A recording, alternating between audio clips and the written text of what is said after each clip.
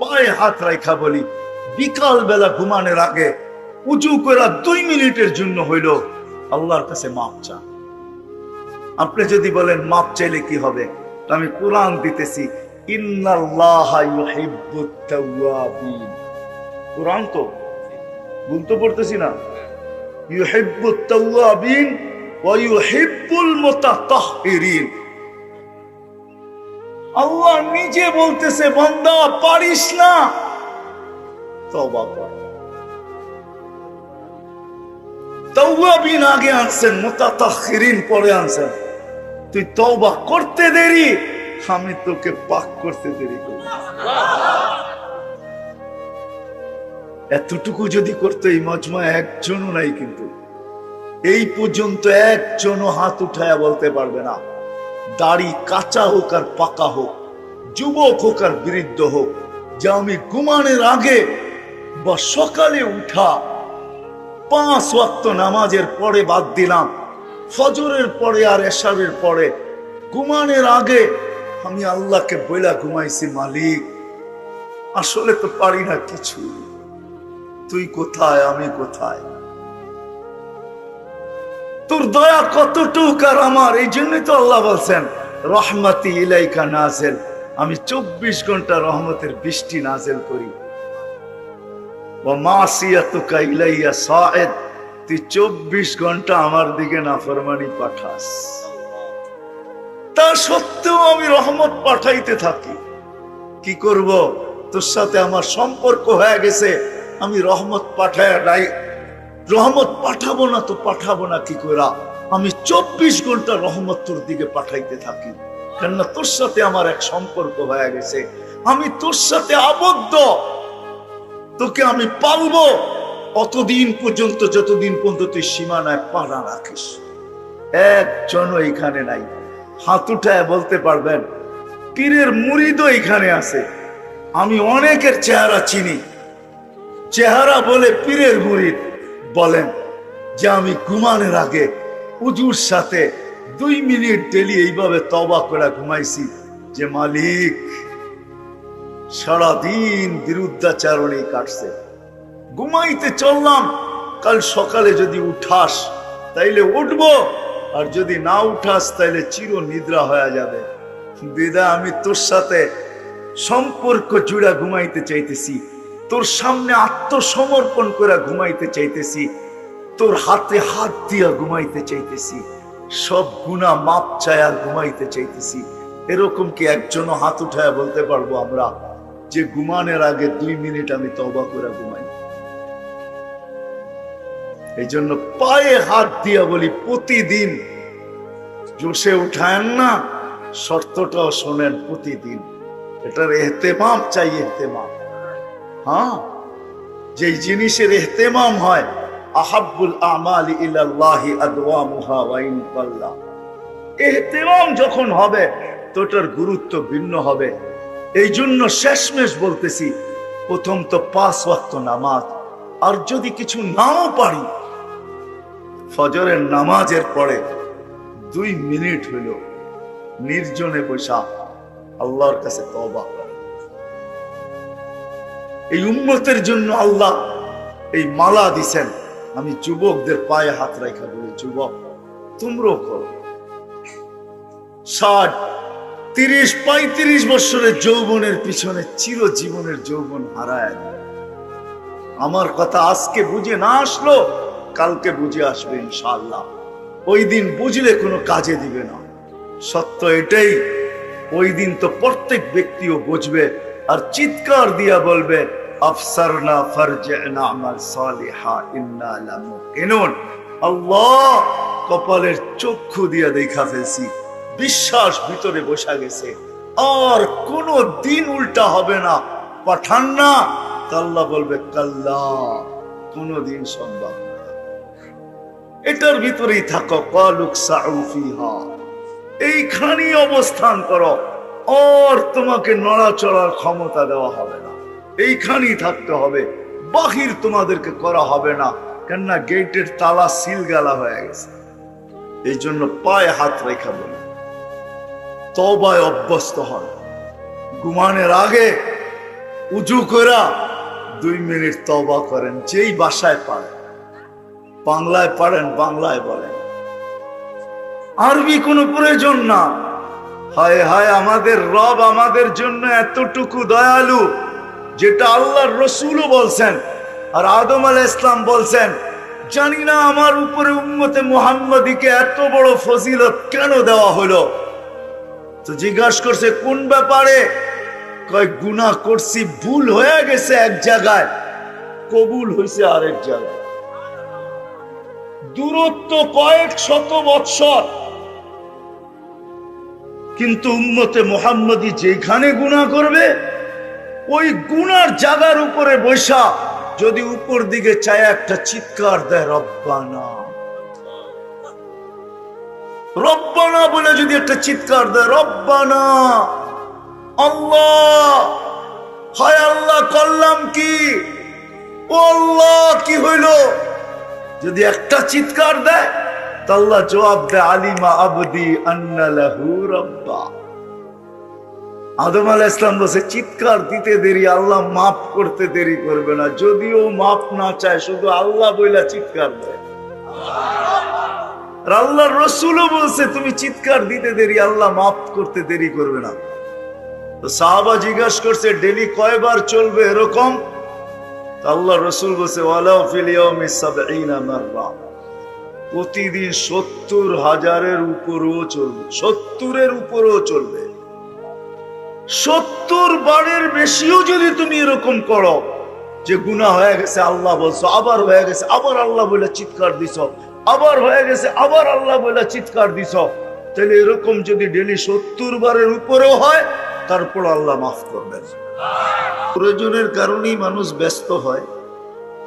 প্রয়োজন আছে বিদায়ী অটোওয়ালা সারাদিন অটো নিয়ে ছুটতেছে, সিএনজি ওয়ালা সিএনজি নিয়ে ছুটতেছে, বাজারওয়ালা সারাদিন দোকান খুলা বসা আছে, ঝড় দেখে না, তুফান দেখে না, শীত দেখে না, গরম দেখে না। অফিসওয়ালা ছুটতেছে অফিসের দিকে। এই যে ছুটাছুটি, এটা প্রয়োজনের কারণে। প্রয়োজন যদি না থাকতো তাহলে কাউকে ছুটতে হতো না, মাথার গাম পায়ে ফেলতে হতো না, দেশ থেকে দেশান্তর হইতে হতো না, তাইলে মানুষ প্রবাস জীবনে কোনোদিন জীবন কাটাইতো না। কেননা প্রবাস জীবনটা কোনো জীবন না। এটা যারা প্রবাসে ছিল বা আছে ওদেরকে জিজ্ঞাসা করেন যে প্রবাস জীবনটা কোনো জীবন মনে হয় না। প্রবাস জীবনটা কোনো জীবন মনে হয় না। বিকালে ফিরা, নিজের খাওয়া নিজেই পাক করতে হয়, কাপড়টা নিজেরই পরিষ্কার করতে হয়, সুস্থ হইলেও ভালো, অসুস্থ হইলে নিজের শরীরটাকে নিজেরই দেখতে হয়। অদ্বিতীয় আর ওইখানে কেউ থাকে না। বিদায় প্রবাস জীবনটা বিশ্লেষণ করলে দেখা যায় প্রবাস জীবনটা জীবন না। তারপরও প্রয়োজনের খাতিরে মানুষ প্রবাস জীবনটা বেছে নেয়। কি আপনাদের এখানে প্রবাসে নাই? ওকে জিজ্ঞাসা করেন প্রবাস জীবনটা কিরকম, তো আমার কথাটা একমত হবে যে আসলে তাকাইলে দেখা যায় এটা কোনো জীবন না। আমরা প্রয়োজনের খাতিরে খেটা যেতেছি, তা একটা সময় আসে প্রয়োজনের মাত্রা বাড়তে থাকে আর সে ক্লান্ত হইতে থাকে।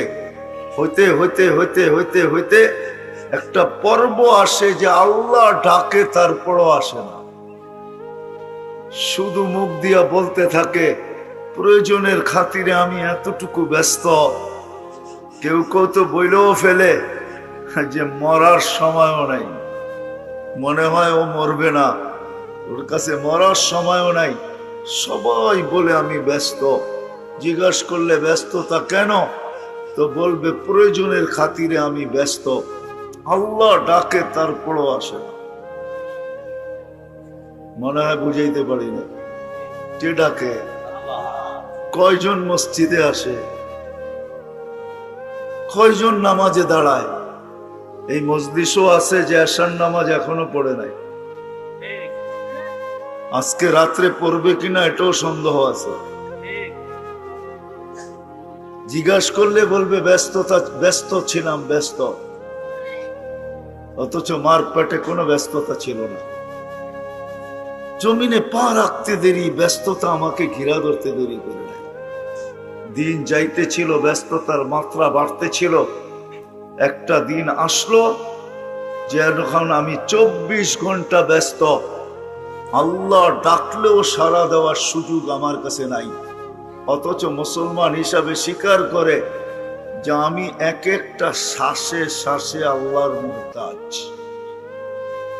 আল্লাহ বলতেছে আনতুমুল ফুকারা, ও মানুষ তুমি কদমে কদমে আমার মুহতাজ।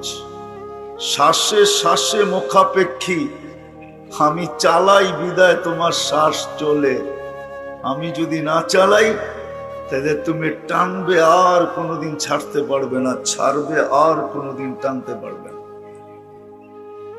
এখানে টানা আর ছাড়ার কোনো সিস্টেম নাই।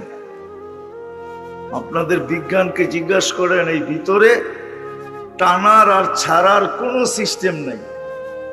একটা আছে না, মানুষ সিস্টেমের মাধ্যমে চলে, কোনো সিস্টেম নেই টানার আর ছাড়া। আল্লাহ টানাইতেছেন বিদায় শ্বাস টানতেছি, আল্লাহ ছাড়তে দিতেছেন বিদায় ছাড়তে পারতেছি। এই জন্যই আল্লাহ এক জায়গায় বলছেন, মানুষ 24 ঘন্টা তোকে আমি রহমতের ভিতরে ডুবাইয়া দিই। 24 ঘন্টা ডুবানো তুই। রহমতি ইলাইকা নাজিল, 24 ঘন্টা আমার অনবরত রহমত তোর উপরে নাজেল হইতে থাকে। যদি রহমত নাজেল না হইতো তাহলে তোর চক্ষু কোনোদিন দেখতো না, কেননা চোখে দেখার কোনো উপাদান নাই। তোর কান কোনোদিন শুনতো না, কেননা কানে শোনার কোনো উপাদান নাই। তোর বাক শক্তি কোনোদিন বলতো না, কেননা এখানে বলার কোনো উপাদান নাই। কোনো অঙ্গ চলার জন্য ভিতরে কোনো সিস্টেম নাই। পুরাটাই আমার রহমত আর কুদরত দ্বারা চলতেছে। যতদিন চাবো অতদিন চালাবো, যেই দিন চাবো না ওই দিন তোর নাম হবে লাশ। যেদিন চাবো না ওই দিন চলবে না, লাশ হয়ে যাবে। অথচ 24 ঘন্টা পরিচালনা করতেছেন। ওই ব্যক্তি যখন প্রয়োজনের বেড়া জালে আটকাইল, চতুর্দিক থেকে প্রয়োজন আর প্রয়োজন, তো বলতে শুরু করলো আমি ব্যস্ত। আল্লাহ ডাকে তারপরও আসে না, আর বলেই আমি ব্যস্ততার ভিতরে আসি, কি করে আসবো? অথচ জানে কদমে কদমে আল্লাহর মুহতাজ। আল্লাহ বলতেছে আনতুমুল ফুকারা, তোমরা মুখাপেক্ষী। প্রত্যেক কদম কেন, প্রত্যেক শ্বাসে শ্বাসে, প্রত্যেক মুহূর্তে মুহূর্তে। হায় মেরে দোস্ত, আপনি যদি বলবেন প্রত্যেক শ্বাসে শ্বাসে আল্লাহর মুহতাজ। এই জন্য শ্বাসের ফেরেশতা প্রতিবার আল্লাহকে জিজ্ঞাসা করে আমসি কাওয়াত্র, আল্লাহ শ্বাস নিল বন্ধ করে দিব না ছাড়তে দিব? তো আল্লাহ প্রত্যেকবার বলে উতরুক আলী আবদি আজাল, ছাড়তে দে। সীমারেখা দেওয়া আছে, যখন সীমারেখায় পা দিবে তো হুকুম দিব, শ্বাস নিবে আর কোনোদিন ছাড়তে দিবে না, ছাড়বে আর কোনোদিন টানতে দিবে না। ডেট। অথচ আল্লাহ ডাকে, আবার বিশ্বাসও করে রাখে। আল্লাহ মারে কে, এই কথা বিশ্বাস করে, তারপরও আল্লাহ ডাকে। কিন্তু যুবকও বলে ব্যস্ত, পুরুষও বলে ব্যস্ত, বৃদ্ধ বলে ব্যস্ত, নারীও বলে ব্যস্ত, পুরুষও বলে ব্যস্ত, সমাজের প্রত্যেক ব্যক্তি বলে ব্যস্ত। অথচ বিশ্বাস করে রাখে আল্লাহ মারে কে, মারে আল্লাহ রাখে কে, তারপরও আসে না। এই জন্য কিতাবে আছে মরার সাথে সাথে কানে দনি দিবে। কিছু লোকদের কানে দনি আসবে আর দনি দিয়া কানের পর্দা ফাটায় ফেলবে। ফেরেশতা চিৎকার দিয়া বলবে আইনাল ইস্তেগাল, বল তোর ব্যস্ততা কোথায়? তুই না বলতি বড় ব্যস্ত, কোথায় তোর ব্যস্ততা? তো ফেরেশতা নিজেই জবাব দিবে জালাল ইস্তেগাল, তোর ব্যস্ততা শেষ। কিন্তু শুনা রাখ বাকিয়াল ওয়াবাল, সব ঘাটি তোর সামনে, সমস্ত ঘাটি সামনে। আমি নিয়ে যেতেছি ওই দিকে আপনাদেরকে। আফসোস, সারাদিন প্রয়োজন প্রয়োজন প্রয়োজন প্রয়োজন বলি, কিন্তু এই মানুষটা জানে না তার সবচেয়ে বড় প্রয়োজন কি। জানে না তো জানে না, একটু ভাবেও না। 2 মিনিটের জন্য কখনো একা একই বসে ভাবে না যে আমি যে সারাদিন প্রয়োজনের স্লোগান লাগাইতেছি, আচ্ছা একটু ভাইবা দেখি এই ছোট জীবনটার প্রয়োজনই আমার প্রয়োজন, না আরো কোনো কিছু আমার প্রয়োজন। ছোট জীবন, 60-70 বৎসরের জীবন, এটারই কি প্রয়োজন, না আমার সবচেয়ে প্রয়োজন কি? কসম খোদার, একজন মানুষও মনে হয় আমরা ভাবি না। একজন মানুষও আমরা ভাবি না যে আমার সবচেয়ে প্রয়োজন কি। যুবকও ভাবে না, বৃদ্ধ ভাবে না, নারীও ভাবে না, পুরুষও ভাবে না, শিক্ষিত ভাবে না, অশিক্ষিত ভাবে না, আমাদের সমাজের কেউ ভাবে না আমার সবচেয়ে প্রয়োজন কি। এটাই বুঝাইতে চাইতেছি, সবচেয়ে প্রয়োজন কি, কোন জিনিস আমার সবচেয়ে বেশি প্রয়োজন, কোনটা আমার জীবনে সবচেয়ে বেশি দরকার, সবচেয়ে বেশি প্রয়োজন। আজকে তো বলি দরকার দরকার, প্রয়োজন প্রয়োজন প্রয়োজন, কিন্তু ভাবলাম না সবচেয়ে বড় প্রয়োজন কি। বিবেক তো আল্লাহ সবাইকেই দিলেন, শুধু পাগলকে দেন নাই তো কলমও উঠে আনিছেন। রুফিয়াল কালাম আন সালাত মজনু হাত্তা ইয়াবরা, পাগল থেকে আল্লাহ কলম উঠে আনিছেন। কেননা ওকে বিবেক বুদ্ধি আল্লাহ দেন নাই, সে পাগল বিদায় কলম তার থেকে উঠানো। আমাদের কারো থেকে তো কলম উঠানো না, আমরা তো কেউ পাগল না। আমাদেরকে তো আল্লাহ বিবেক দিছেন, বুদ্ধি দিছেন, বিদ্যা দিছেন, সবকিছু দিছেন। আমাদের তো ভাবা দরকার ছিল যে আমার সবচেয়ে প্রয়োজন কি, সবচেয়ে কোন জিনিসটা প্রয়োজন। আজকের প্রয়োজনই সবচেয়ে বড় প্রয়োজন, না কোন জিনিসের প্রয়োজন। এই জন্যই কোরআন বুঝাইতে চাইতেছে, কদ্দামাত লিগাত। মানুষ, তোর বাবা দরকার ছিল, ইয়া আইয়ুহাল্লাযীনা আমানুত্তাকুল্লাহ ওয়াল তানজুর নাফসুন ওয়া তানজুর নাফসুন মা কদ্দামাত লিগাত। বাবা উচিত ছিল যে আজকের প্রয়োজন নিয়ে আমি এতটুকু মাথা ঘামাইতেছি, কালকে আমার প্রয়োজন কি, কালকে কি প্রয়োজন, কালকে কি প্রয়োজন, এটা মানুষ হিসাবে বাবা উচিত ছিল। কারণও বলতেছি আমি কেন জানেন, 2টা জিনিস মানুষের কপালে আর কারো কপালে আল্লাহ লেখেন না। মানুষের সাথে আরেকটা সম্প্রদায়ের যোগ করা যায়, কিন্তু ওদেরকে তো চোখে দেখি না, না দেখার কারণে যোগ করতে চাইতেছি না। যেদিন থেকে দেখব ওদিন থেকে ওদেরকেও যোগ করব। বিদায় মানুষ দেখতেছি, বিদায় মানুষেরটাই বলতেছি। 2টা জিনিস মানুষের কপালেই লেখা। এই মানুষই চিরদিনের জন্য সফল হবে, না হয় চিরদিনের অসফল। চিরদিনের জন্য সফল হবে, যেটাকে কোরআনের ভাষায় সাআদাত বলে, সাআদাত, সাঈদা। কোরআনের ভাষায়, হাদিসের ভাষায় যেটাকে কোরআনের ভাষায় ফৌজ বলে, ফৌজান আযীমা, বহুত বড় সফলতা। তা মানুষের কপালেই লেখা, চির সফল হবে অথবা চির অসফল হবে, চির কামিয়াব হবে অথবা চির নাকাম হবে। আর মানুষের সাথে যাকে যুক্ত করতে চেয়েছিলাম তিনি হলো জিন্নাত। এই 2 সম্প্রদায়ের কপালে হয়তো চির সফল, এটাই কেমন সফল কেমন অসফল এটাই দুজাহানের বাদশা চোখে দেখা এসে আমাদেরকে বুঝাইছিলেন।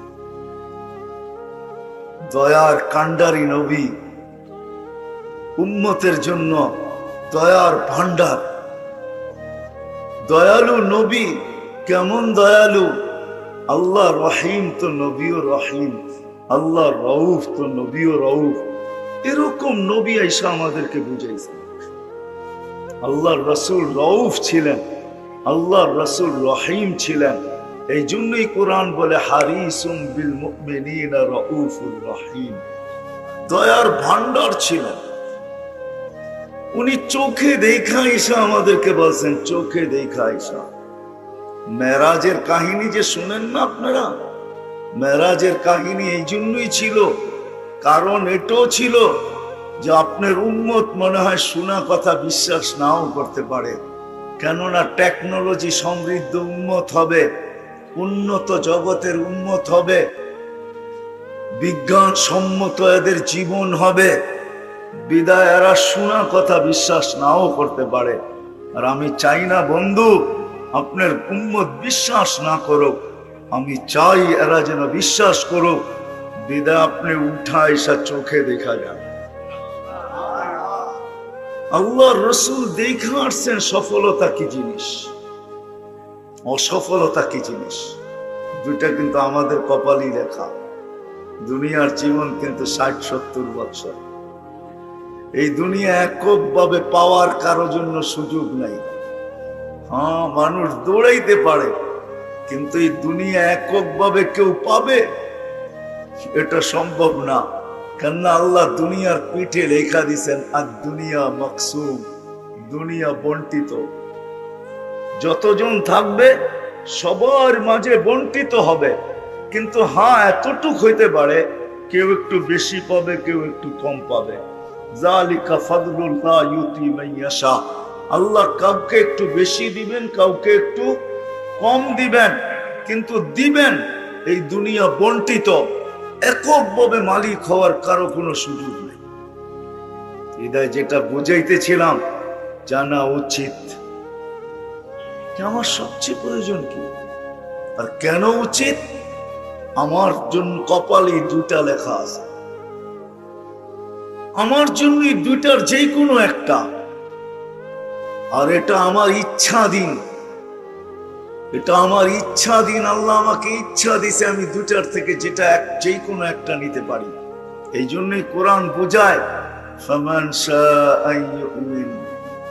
ইচ্ছা তুমি এটাকে মাথায়ও রাখতে পারো, আবার ইচ্ছা জুতার মাথায় রেখা উড়েও দিতে পারো।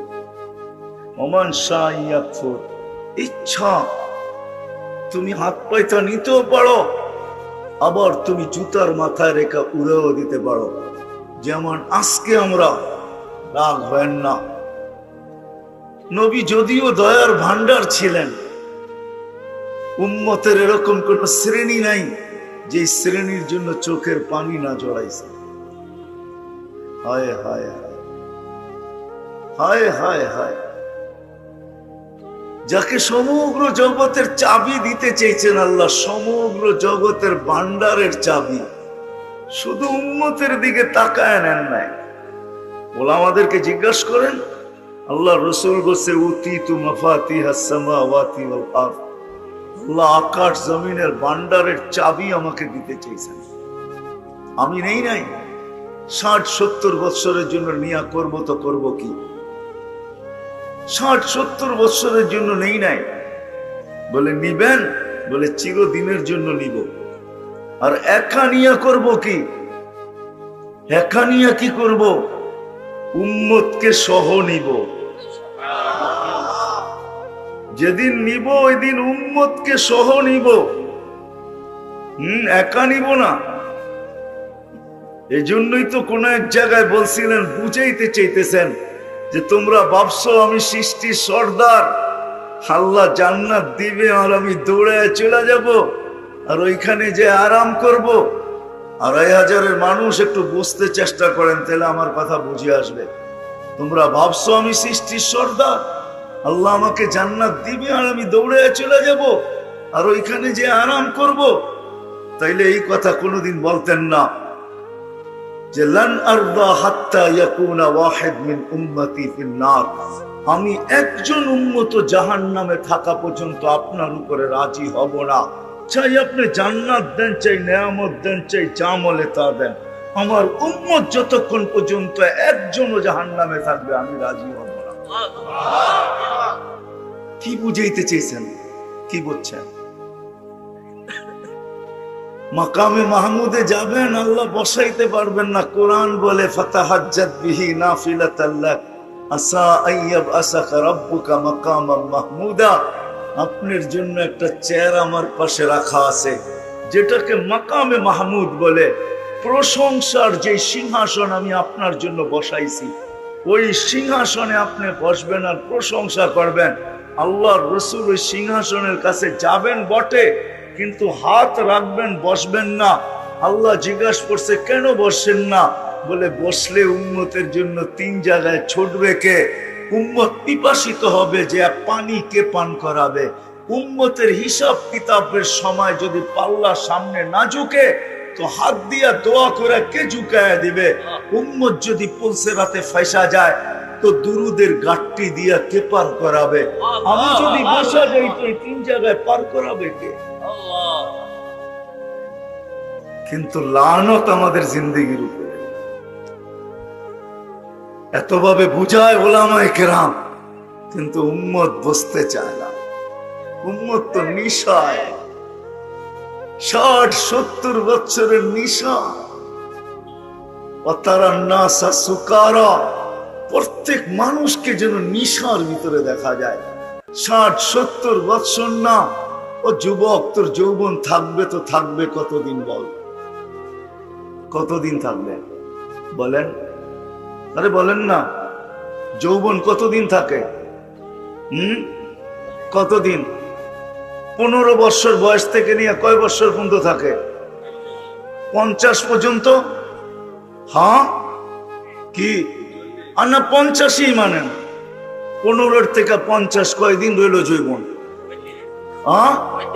35 বছর, ঠিক না? হ্যাঁ, আরেক জায়গায় বললে তো বলা যায় 20তেই বুড়ি, ঠিক না? কয়দিন থাকবে যৌবন? পায়ে হাত রাখি, বলো যুবক, কয়দিন থাকবে যৌবন? এই 35 বছরের যৌবনের জন্য আন্তাশিব্বু ফালা তাহরামু আবাদা, চিরদিন যুবক থাকবে, কোনোদিন বৃদ্ধ হবে না। চিরদিন বৃদ্ধ যৌবন থাকবে, কোনোদিন বৃদ্ধ হবে না। আন্তাশিব্বু ফালা তাহরামু আবাদা, এই 60-70 বছরের নেয়ামতের জন্য আনতানআমু ফালা তাইআসু আবাদা, চিরদিন নেয়ামতের ভিতরে ডুবায় দেওয়া হবে, কোনোদিন নেয়ামত কমবে না। ওয়ালাদাইনা মাসিদ, শুধু নেয়ামত বাড়বেই বাড়বে, কোনোদিন কমবে না। এই 60-70 বছরের নেয়ামত ভোগ করার জন্য চিরদিনের নেয়ামত তুমি বিসর্জিত। কোরআনের কথাই সত্য, ফামা রাবিহাত তিজারাতুহুম ওয়া মা কানু মুক্তাদিন। তাইলে তোমাদের ব্যবসা লাভজনক হইল না, তুমি যে বুদ্ধিমান এটার পরিচয় হইল না। আল কাইয়িসু মান দানা নাফসা, তুমি যে বুদ্ধিমান এটার পরিচয় হইল না। পুরো হাদিস বলতেছে তোমার চেয়ে বড় নির্বোধ কেউ নাই। মা কাল্লা হায়া, তোমার চেয়ে নির্লজ্জ কেউ নাই, তোমার চেয়ে বুদ্ধিহীন কেউ নাই, যে চিরদিনের নেয়ামতকে হারায় দিলা মাত্র 60-70 বছরের জন্য। তারপরও তো একটা কথা আছে, মানুষ যতটুক কামায় অতটুক খাইতে পারে না। কি সত্য? একমত আপনারা? যতটুক কামায় অতটুক খাইতে পারে? যত সুন্দরী বানায়, কয়দিন থাকতে পারে? কি মনে হয় বোঝেন নাই? সবার ঘর কবর কি ঘরের ভিতরে হয় নাকি? কয়দিন থাকে? নাই 2500 নাই এরকম বাড়ি ঘর, যত সুন্দরী বানা। বড় এরকমও বাড়িওয়ালা আছে, বাড়ি কমপ্লিট, কিন্তু ওনার কবরও কমপ্লিট। উনি বাড়ির গেটের পা দিয়েও দেখতে পারে না। নাই তো আল্লাহ বলে, শোনো, 60-70 বছরের নেয়ামতের জন্য চিরদিনের নেয়ামতকে হারায় ফেললাম। ব্যবসা লাভজনক হইল না, তুমি বুদ্ধিমান না। হায়, দুনিয়ার সামান্য সুস্থতার জন্য, 60-70 বছরের সুস্থতার জন্য চিরদিনের সুস্থতাকে হারায় ফেলছে। আনতাসিহু ফালা তামরাদু আবাদা, চিরদিন তুমি সুস্থ থাকবে, অসুস্থ তুমি কোনোদিন অনুভবও করবে না। এই 60-70 বছরের জীবনের জন্য হায় হায় হায় 2500 মানুষ রাগ হয় না। 60-70 বছরের জীবনের জন্য চিরদিনের জীবনকে হারায় ফেলছে। আনতাহইয়া ফালা তামুতু আবাদা, আসতেছে একটা দিন চিরদিন তুমি জীবিত থাকবে, কোনোদিন মউত তোমার কাছে আসবে। এটাই বুঝাইতে চাইতেছিলাম যে যুবক, সামান্য দিনের জন্য যৌবন, 35 বছরের যৌবনের জন্য চিরদিনের যৌবন হারায় ফেলতেছ। তো যেটা বুঝাইতেছিলাম, উচিত ছিল বুঝা, যদিও দুনিয়ার প্রয়োজন বুঝি, যার কারণে দেশ থেকে দেশান্তর হইতে দ্বিধা করি না, যার কারণে হয় চোর চুরি করতে দ্বিধা করে না, ডাকাত ডাকাতি করতে দ্বিধা করে না, হয় আরেকজনেরটা ছিনাই তো দ্বিধা করে না, হয় সত্য এটাই। কিন্তু জানি না আমার সবচেয়ে প্রয়োজন কোনটা, এটাই জানি না। কিন্তু জানা উচিত ছিল, জানা উচিত ছিল প্রত্যেক মানুষের যে আমার সবচেয়ে প্রয়োজন কি, আর কারণ কেন, কারণটাও বলতেছিলাম যে জানা কেন প্রয়োজন। কেননা দুইটা জিনিসই আমার কপালে লেখা, দুটার যেই কোনো একটা লেখা আমার কপালে, দুটা রাখা আছে, যেই কোনো একটাকে আমার অর্জন করতে হবে, যেই কোনো একটা। আল্লাহর রাসূল সহজ পদ্ধতি শিখায়া দিয়েছেন, শোনো, অসফলতা অর্জন করার জন্য কিচ্ছু লাগবে না। আলা ইন্নান নারা সাহলুন বিশাহওয়া, তুমি জাহান্নামে যাইতে চাও তাহলে বেশি কিছু করতে হবে না, মনের ঘোড়ার উপরে বসা যাও, মন যেমন চায় এরকম চলতে থাকো, মন চাহি ঘোড়ার উপরে বসা যাও। ও যুবক, মন চাহি ঘোড়ার উপরে আজকে তোমরা বসা, আমরাও বসা মন চাহি ঘোড়ার উপরে। তো আল্লাহর রাসূল বলছে মন চাহি ঘোড়ার উপরে বসা যাও। আলা ইন্নান নারা সাহলুন বিশাহওয়া, তো মন চাহি ঘোড়া তোমাকে দোজখে ঢুকায়া তারপরে ফিরে আসবে, তোমার কিচ্ছু করতে হবে না, বড় সহজ। আলা ইন্নান নারা সাহলুন বিশাহওয়া, মন চাহি জীবন, আজকে মন যেরকম চায়। কিন্তু বলছেন আরেকটা, এটা একটু কষ্ট করতে হবে। আলা ইন্নাল জান্নাতা হাজানুন বিরুবওয়া, জান্নাত অর্জন করতে হলে বড় কষ্ট করতে হবে। তো যেটা আমি বুঝাইতেছিলাম, দুটার যে কোনো একটা আমাদের কপালে আসবে, আর এটা চির সত্য। নাইলে যদি সত্য না হইতো তাহলে কোরআন এই কথা কোনোদিন বলতো না, ওয়া আম্মা মান সাকুলাত মাওয়াজিনুহু ফাহুয়া ফি ঈশাতির রাদিয়া। কোরআন এই কথা কোনোদিন বলতো না, ওয়া আম্মা মান খাফফাত মাওয়াজিনুহু ফাউম্মুহু হাবিয়া। যার আমলনামার পাল্লা ভারী হবে, ফাহুয়া ফি ঈশাতির রাদিয়া, চির সুখের জায়গা জান্নাতে যাবে। আর যার পাল্লা ভারী হবে না, চির অশান্তির জায়গা দোজখে যাবে। কেমন অশান্তি? আমি তো বলি দোজখের কোনো আযাব প্রয়োজন নাই, শুধু দেহটাই যথেষ্ট। বিশ্বাস যদি না হয় তাহলে আমি দেহের একটু বর্ণনা দিই। শুধু বসতে জায়গা লাগবে 470 কিলোমিটার। কত?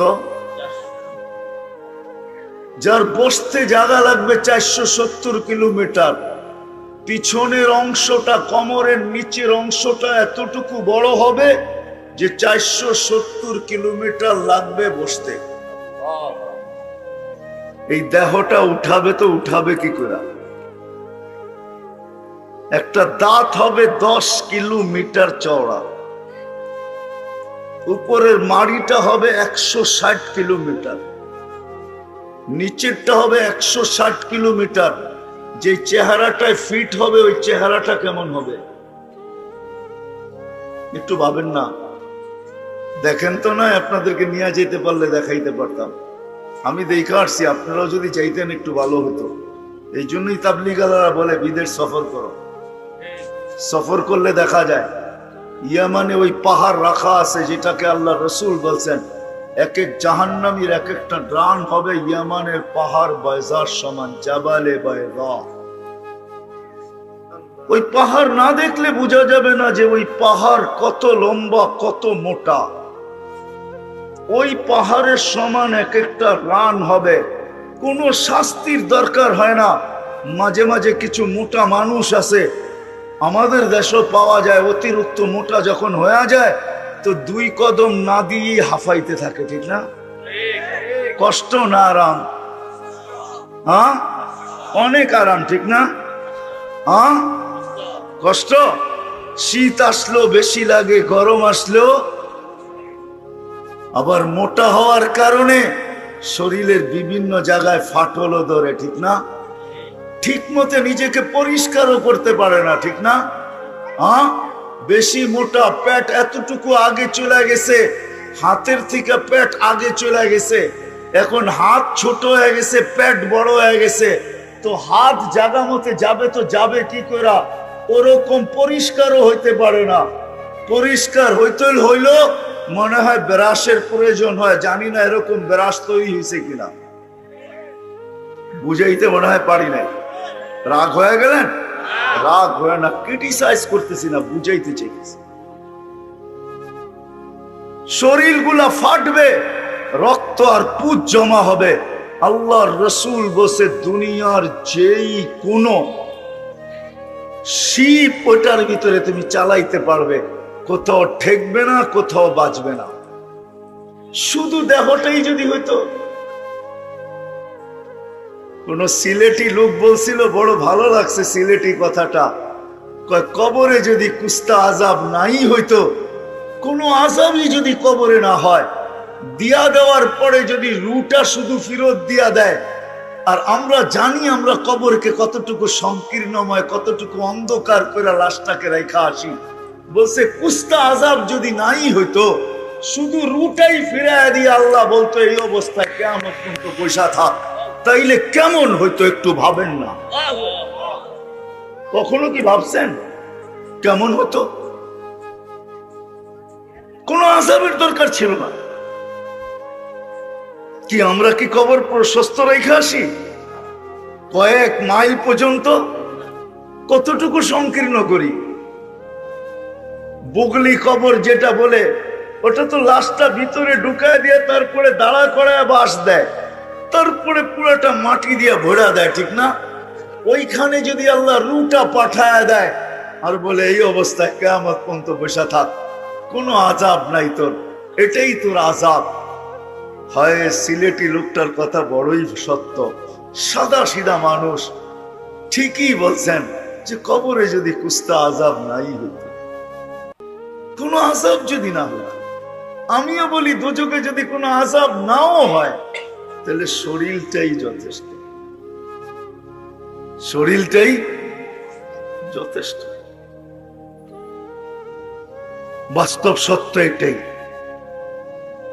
এই জন্য মানুষ হিসাবে ভাবা উচিত, সারাদিন ভাবি প্রয়োজন প্রয়োজন প্রয়োজন প্রয়োজন প্রয়োজন আমাদেরকে ব্যস্ত করে, কিন্তু জানি না সবচেয়ে বড় প্রয়োজন কি।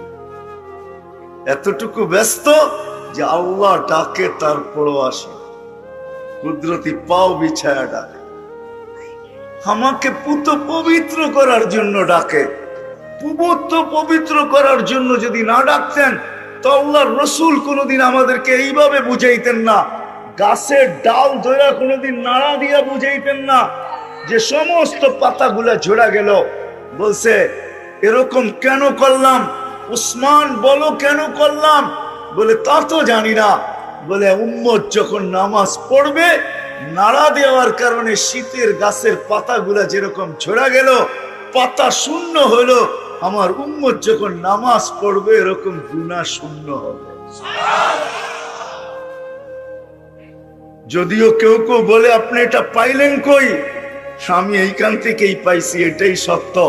প্রমাণ পাওয়া যায় যে মুসলমান বান্দা বান্দি, যুবক হোক আর বৃদ্ধ হোক, নারী হোক আর পুরুষ হোক, যখন সুবহান রাব্বিয়াল আলা বলে, সুবহান রাব্বিয়াল আলা বলে, যখন সুবহান বলে চিৎকার দেয়, তো আল্লাহ বলে সাব্বাহতানি সাব্বাহতুক, তুই আমাকে পবিত্র বললি আর তুই অপবিত্র থাকবি, এটা হতে পারে না, তোকেও পবিত্র করে দিলাম, গুনাহ শেষ।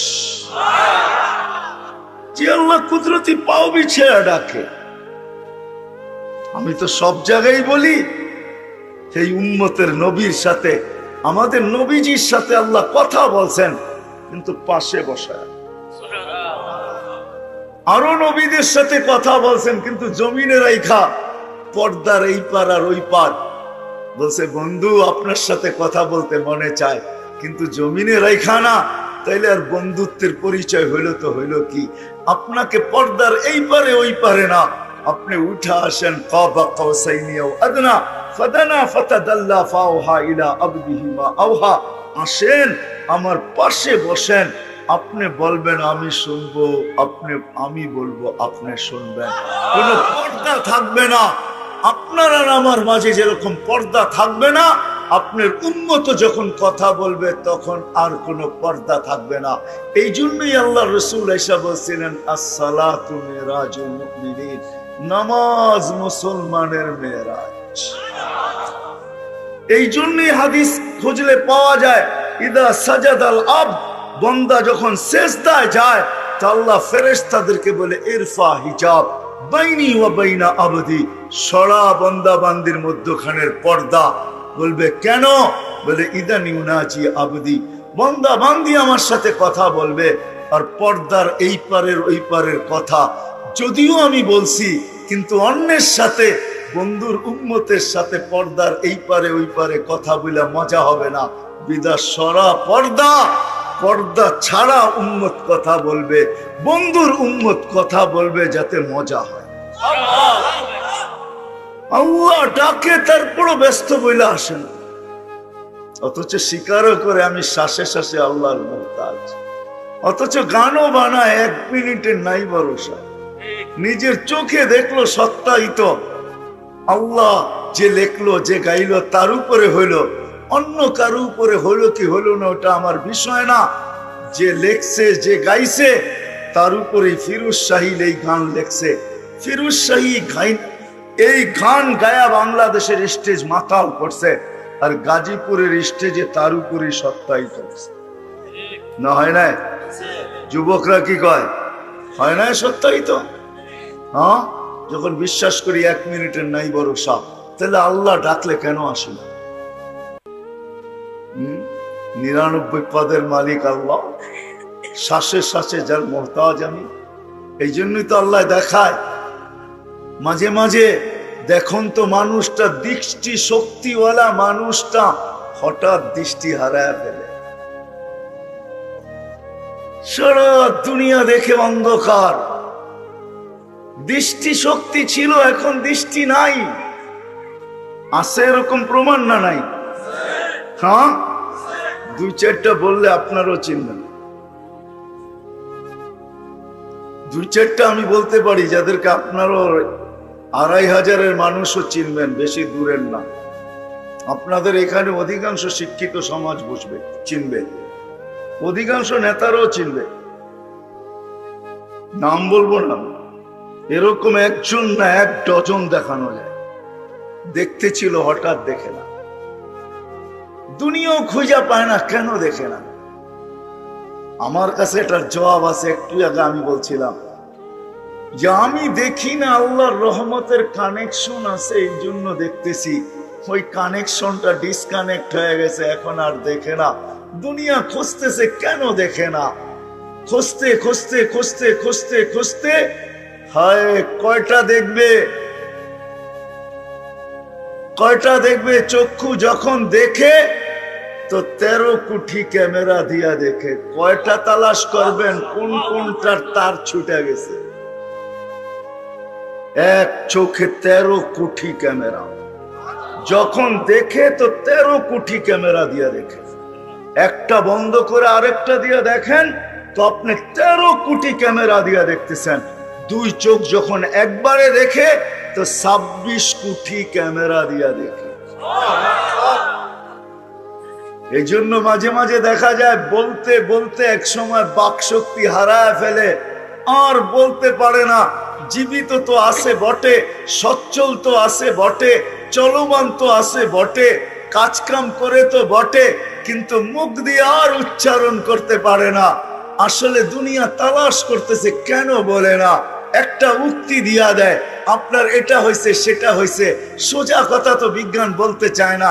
যদি বলে দিত যে রহমতের কানেকশন ডিসকানেক্ট হয়ে গেছে, এই জন্য তুমি বলতে পারতেছো না, এটা তো বলে না, তো একটা কারণ বলে দেয় যে এই কারণে বলে না, কারণ একটা দেখায় দেয়। চিকিৎসা চলতে থাকে, টাকার বান্ডেল যেতে থাকে, ওরা বড়লোক হইতে থাকে, কিন্তু এক কথায় যদি বলে যে না, রহমতের কানেকশন ডিসকানেক্ট হয়ে গেছে। কানেকশন যতক্ষণ পর্যন্ত ছিল তুমি বলতে পারতেছিলা, কানেকশন শেষ হয়ে গেছে, এখন তুমি বলতে পারো না। মালিকের কাছে চাও, মালিক যদি আবার কানেকশন দিয়া দেয় তো তুমি আবার বলবে। বিশ্বাস হয় না? যদি না হয় তো প্রমাণ দিই আমি।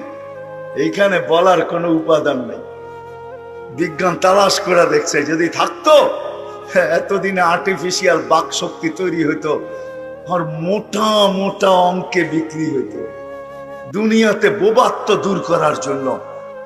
যদি আর্টিফিশিয়াল শ্রবণ শক্তি বিজ্ঞান তৈরি করতে পারতো, তাইলে বধিরত্ব দূর হইতো, মোটা মোটা টাকা দিয়া বিক্রি হইতো।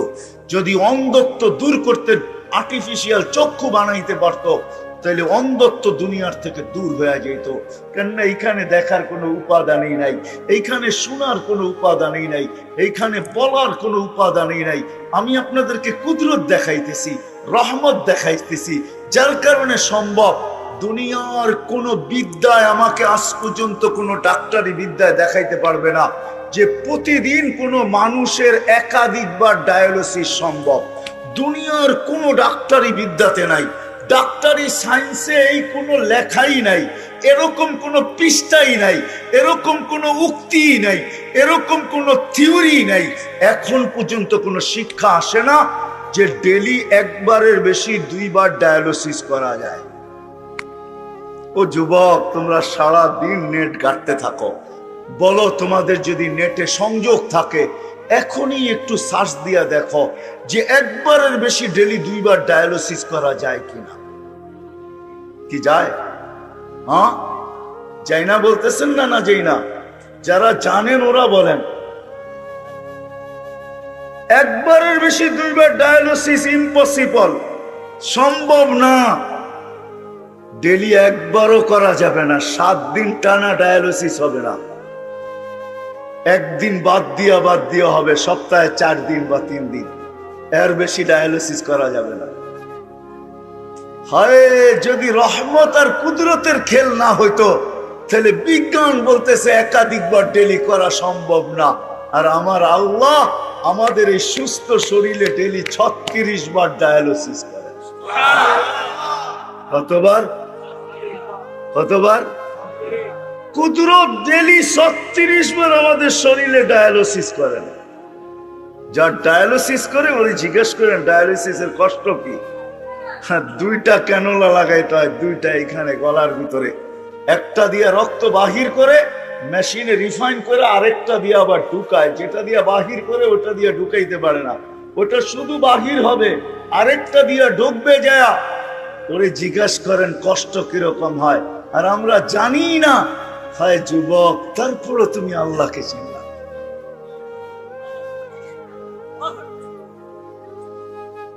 তারপরও তুমি আল্লাহকে চিনলা না। আমি কাঁদি আমি শুধু কাঁদি না, এটি ভাবতে ভাবতেই কাঁদি। সময় হয় না, অনেকে পছন্দ করবে না যে আমরা ডাক্তারি পড়তে বসি নাই, নাইলে আমি দেখাইতাম যে এই শরীরে কুদরত কি চলে, এই শরীরে রহমতের কতটুকু ছাপ, কতটুকু আল্লাহর রহমতের কানেকশন। এই জন্যই তো হুকুম দিছে মসজিদে ঢোকার সময় দোয়া পড়বে, আল্লাহুম্মা ইফতাহ লি আবওয়াবা রাহমাতিক। ও মালিক, রহমতের গোডাউনে চলে আসলাম, তুই আমার সংযুক্ততা রহমতের সাথে করা দে, কানেকশন আমার রহমতের সাথে করা দে, সংযোগ করা দে রহমতের সাথে। নাইলে আমার কিডনি ডেলি বার 36 বার রিফাইন হবে না, ডায়ালিসিস হবে না। তুই যদি রহমতের সংযোগ না রাখলি তো আমার দৃষ্টি দেখবে না। তুই যদি রহমতের সংযোগ না রাখলি তো হইতে পারে আমার কান একদিন শুনবে না। তুই যদি রহমতের সংযোগ না রাখলি তো হইতে পারে আমার জবান একদিন বলবে না। তুই যদি সংযোগ না রাখলি হইতে পারে আমার কিডনি সচ্ছল থাকবে না। তুই যদি সংযোগ না রাখলি তো আমার লিভার নষ্ট হয়ে যাবে। তুই যদি সংযোগ না রাখলি তো আমার হার্ট বিনষ্ট হয়ে যাবে। তুই যদি সংযোগ না রাখলি আমি হাট্টা গাট্টা হইতে পারি, কিন্তু আমার যৌবন বিলুপ্ত হয়ে যাবে। না এরকম যুবক? দেখতে তো যুবক দেখা যায়, কিন্তু ভিতরে নাইলে কলিকতার হারবাল চলবে তো চলবে কেন? নাইলে মডার্ন হারবাল চলবে তো চলবে কেন? মডার্ন হারবাল কেন চলবে? কলিকতার হারবাল কেন চলবে? এত বড় বড় হাসপাতাল কেন হবে? চর্ম আর যৌন নিয়ে এত বড় বড় হাসপাতাল কেন হবে? এত বড় বড় ডাক্তাররা ডিগ্রি কেন নিবে? এত মেডিসিন কেন তৈরি হবে?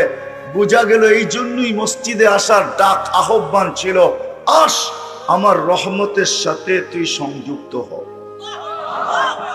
এই জন্যই মসজিদের দোয়া আল্লাহুম্মা আফতাহলি আবওয়াবা। অথচ ডাকে আল্লাহ কয়জন আসে? কয়জন আসে? আর আগে বাড়তে চাইতেছি না, কয়জন আসে? এই জন্য আগে ওয়াদা করেন কথা শেষ করার আগে যে আজকের থেকে নামাজ ছাড়ব না। ওয়াদা, পাক্কা ওয়াদা। পূজা কিন্তু করেন।